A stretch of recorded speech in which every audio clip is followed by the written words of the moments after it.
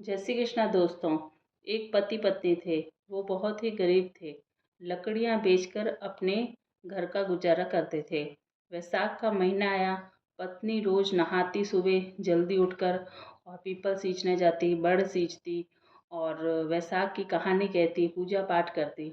और जब पति लकड़ियों का गट्ठर बेचने के लिए लेके जाता तो उसमें से रोज एक लकड़ी निकाल लिया करती।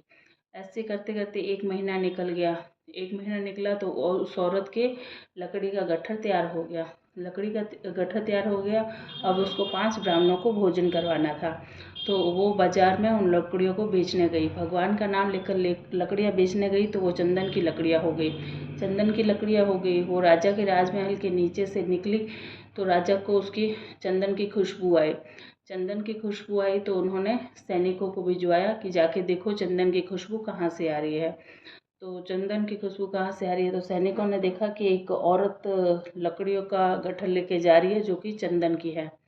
तो उस औरत को बुलवाया गया। तो उसने पूछा कि इसका क्या दाम लोगी लकड़ियों का।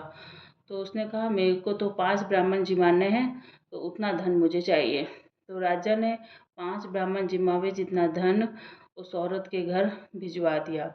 उस औरत के घर भिजवा दिया। उस औरत ने दाल बाटी चूरमा बनाया और 5 ब्राह्मणों को खाना खिलाया और दक्षिणा दी। इस तरह से जब ब्राह्मणों ने उसको उस औरत को आशीर्वाद दिया तो उसकी जो झोपड़ी थी वो महल में तब्दील हो गई। महल में तब्दील हो गई। तो उस दिन क्या उसके पति की एक भी लकड़ी नहीं बिकी। जैसे गट्ठर था वैसे का वैसा पड़ा रहा और गर्मी भी बहुत थी और लकड़ियाँ भी नहीं बिकी थी।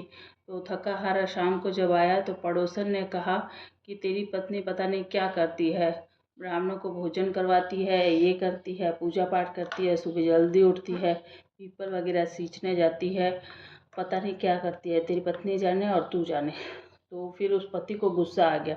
पति को गुस्सा आया तो उस अपनी पत्नी के ऊपर गुस्सा करने लगा कि तू ये पैसे कहाँ से लाई है, चोरी की है या डाका डाला है जो तूने 5 ब्राह्मणों को भोजन खिलाया, और ये घर किसका है, इतना बड़ा राजमहल किसका है।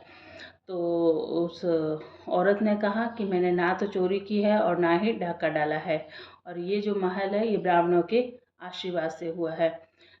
आप जब रोज़ लकड़ियाँ बेचने जाते थे तो मैं रोज़ एक लकड़ी निकाल लिया करती थी और फिर एक महीने में मेरा गट्ठर तैयार हो गया।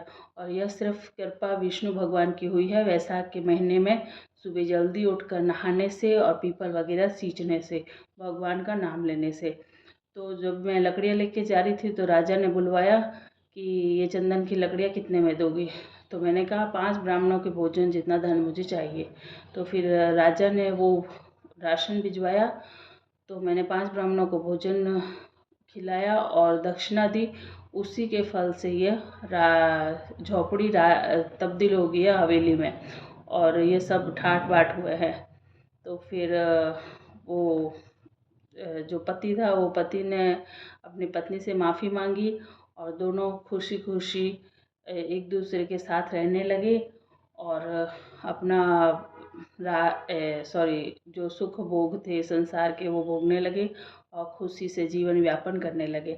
अगर वैसाख मास की कहानी हम रोज मन से सुनते हैं और सुबह जल्दी उठकर वैसाख स्नान करते हैं, पीपल सींचते हैं, बड़ सींचते हैं और वैसाख मास की कहानी सुनते हैं और हरि का नाम लेते हैं तो हमारे साथ भी अच्छा ही अच्छा होता है और इसके अच्छे परिणाम मिलते हैं और हर और वैकुंठों का वास मिलता है। कहानी अच्छी लगी हो तो कमेंट करें, लाइक करें, सब्सक्राइब करें।